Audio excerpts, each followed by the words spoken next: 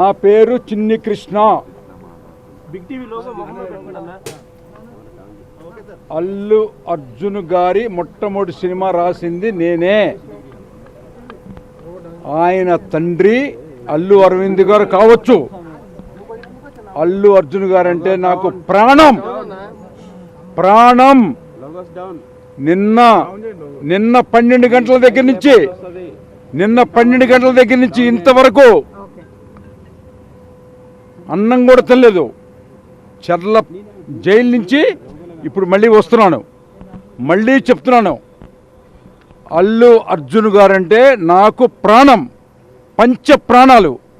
గంగోత్రి అనే గంగానదిలో స్నానం చేసి హీరో చేసిన వ్యక్తికి మరకలు అంటించడానికి ప్రయత్నం చేసినటువంటి ఏ వ్యక్తి అయినా,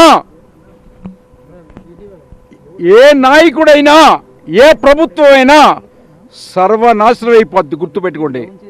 అతను అల్లు అర్జున్ అనే ఒక అద్భుతమైనటువంటి ఈ దేశానికి, ఈ ప్రపంచానికి ఒక కొత్త నిర్వచనం చెప్పినటువంటి నా హీరో.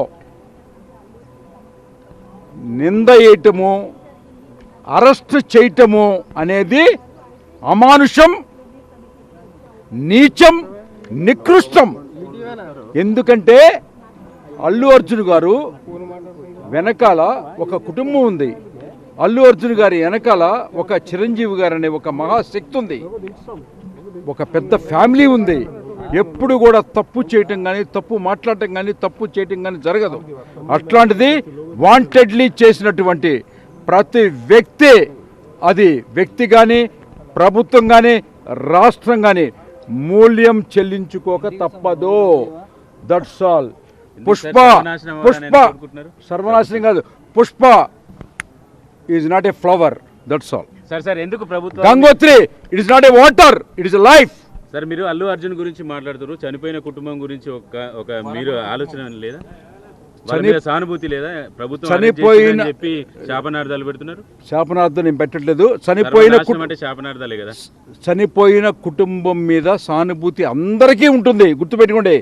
ప్రతి ముఖ్యమంత్రి, ప్రతి ప్రధానమంత్రి ఈ దేశంలో, ఈ రాష్ట్రంలో, నేను ఇందిరా సినిమా చేశాను. ఇందిరా సినిమా అప్పుడు కూడా కొంతమంది చనిపోయారు. గుర్తుపెట్టుకోండి. ప్రతి ముఖ్యమంత్రి సభల్లో చనిపోతారు, ప్రతి ప్రధానమంత్రి తొక్కిస్లాట్లో ఇదవుతారు.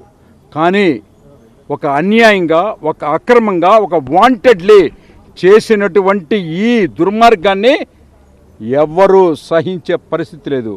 పుష్ప ఇట్స్ నాట్ ఏ మీ సినిమాకి వచ్చిన వాళ్ళు చనిపోయిన ప్రాణాలకు విలువ లేదా సార్? విలువ ఉంది. మరి మీరు అంటున్నారు ఏంటంటే విలువ ఉంది. ఇందిరా సినిమా చనిపోయారు, విలువ ఉందండి. నేను చనిపోవటము, మీరైనా పరామర్శించాలి కదా. పరామర్శించాము, మీరు చూసుకోండి. బయట అబ్బాయి ఇప్పటికీ ఆసుపత్రి పరామర్శించాము, అందరూ పరామర్శించారు. లేనిపోయినా ఇట్లాంటి మానవత్వానికి పరాకాష్టే మెగా ఫ్యామిలీ. గుర్తుపెట్టుకోండి. మెగా ఫ్యామిలీ గురించి ఎవరికి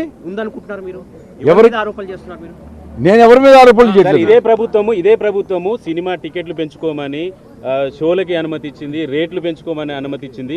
ఒకవేళ కక్ష సాధింపు చర్యలకు దిగాలనుకుంటే సినిమా ధరలు పెంచుకునే వెసులుబాటు ఇచ్చేది కాదు కదా. అంటే ఈ సినిమాకి ఇచ్చారా, ఇంతకు ముందు ఇచ్చారా? సినిమా గురించి మాట్లాడుతున్నారు కదా మీరు. మీరు ఈ సినిమాకి ఇచ్చారా, ఇంతకు ముందు ఇచ్చారా? ఇందిరాకి ఇచ్చారా, లేకపోతే కలికేకి ఇచ్చారా, బాహుబలికి ఇచ్చారా? అన్నిటికి ఇచ్చిన విషయాన్ని చెప్పమాకవయ్యా. నువ్వు చెప్పేది నేను చెప్పేది అందరికీ జరుగుతున్నట్టే అన్నిటికీ ఇచ్చిన విషయం. కొత్త సబ్జెక్ట్ ఏమీ ఇక్కడ లేదు. కొత్త సబ్జెక్ట్ వాంటెడ్లీ క్రియేటెడ్ అండ్ అసలు దారుణం అండి. అసలు యావత్ భారతదేశం మొత్తం దుఃఖంలో ఉంది. తీసి పక్కన పెట్టండి. ఆ దుఃఖం ఏంటో, ఆ రియాక్షన్ ఏంటో త్వరలో చూస్తారు. That's all. That's all.